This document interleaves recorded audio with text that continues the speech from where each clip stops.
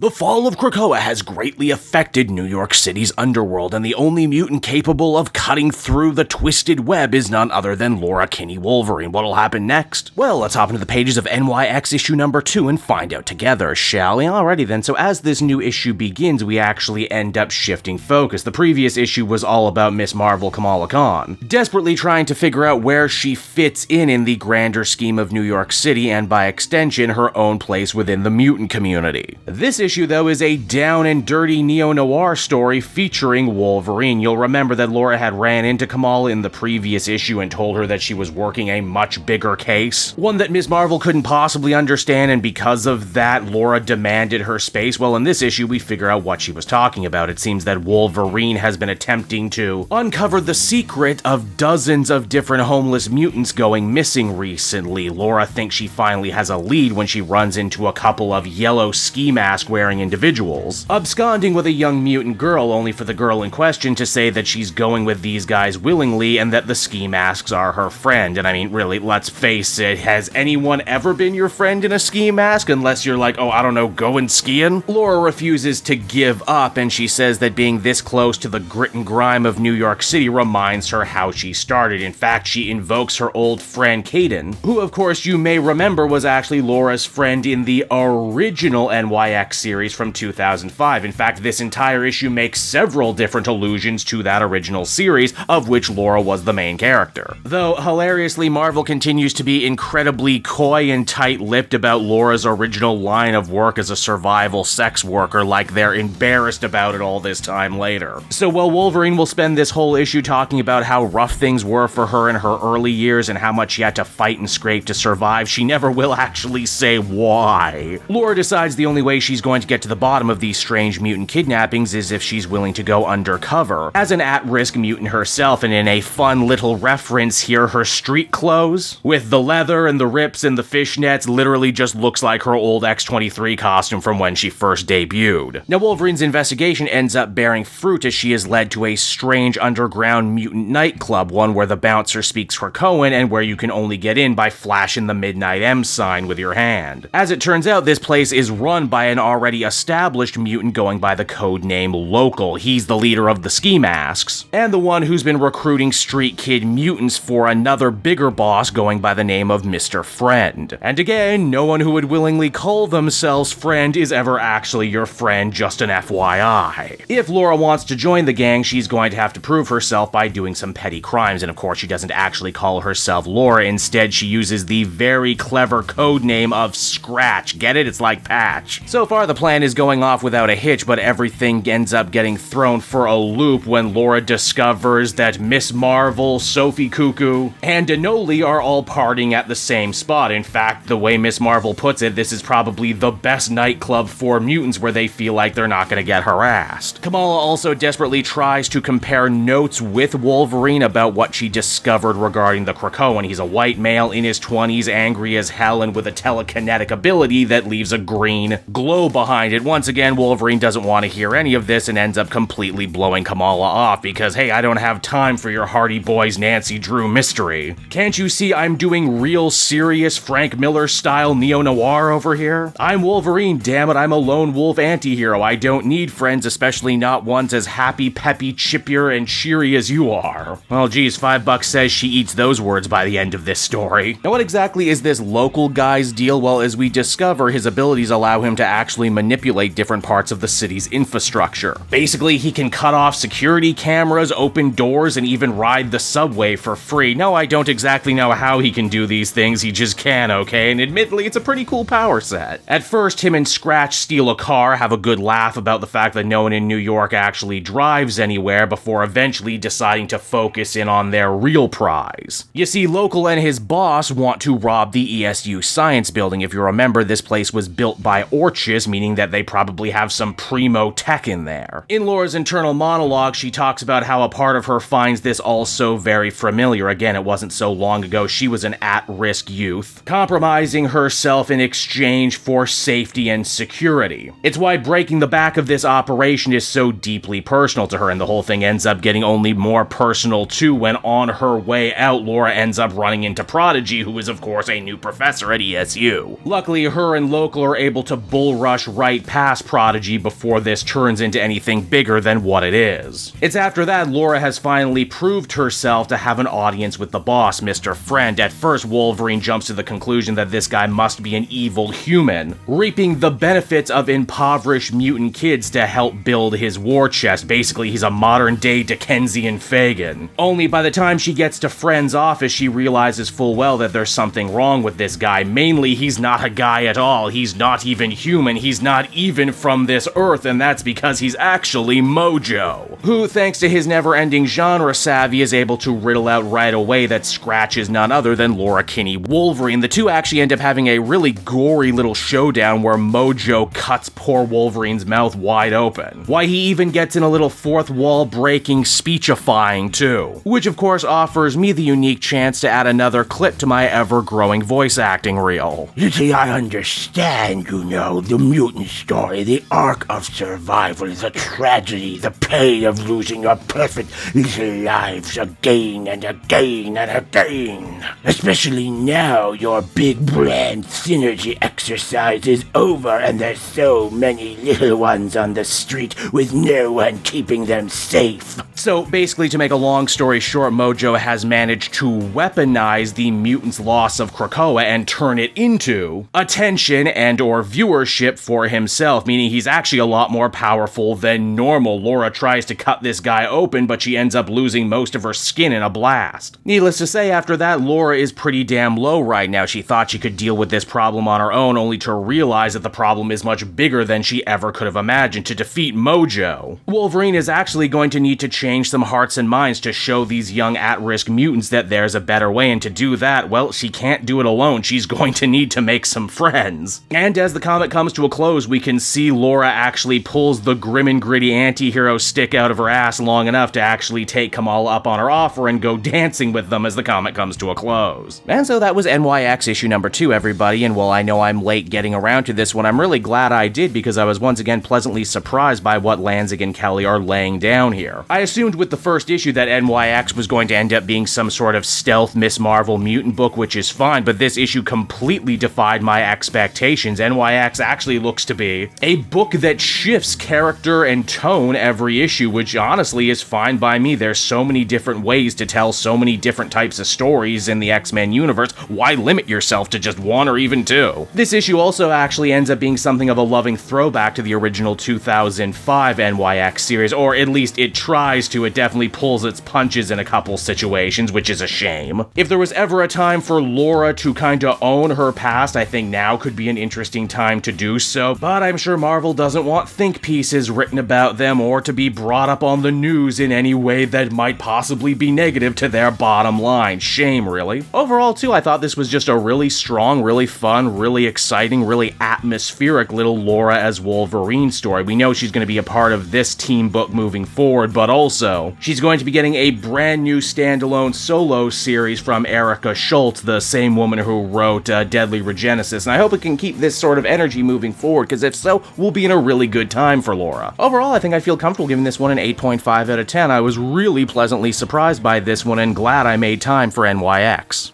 Hey there everyone, it's your pal Cape Joel again, and if you're seeing my face right now, that means you watched to the end of the video, and I'll always be grateful for that. Retention helps in this crazy YouTube game, and so does becoming a patron. If you head on down to the description, you can find a link to my Patreon page. Recently just redid all the tiers, a lot of cool stuff offering up there, exclusive commentaries, exclusive polls, behind the scenes concept art for Capes and Quest. That's the brand new D&D show I've started soon. Never been a better time to become a patron. You can become a patron for as little as $1 a month and help the channel grow and, help me continue to deliver content like what you just saw. So I want to thank you all, and I will see you again next time. Bye-bye.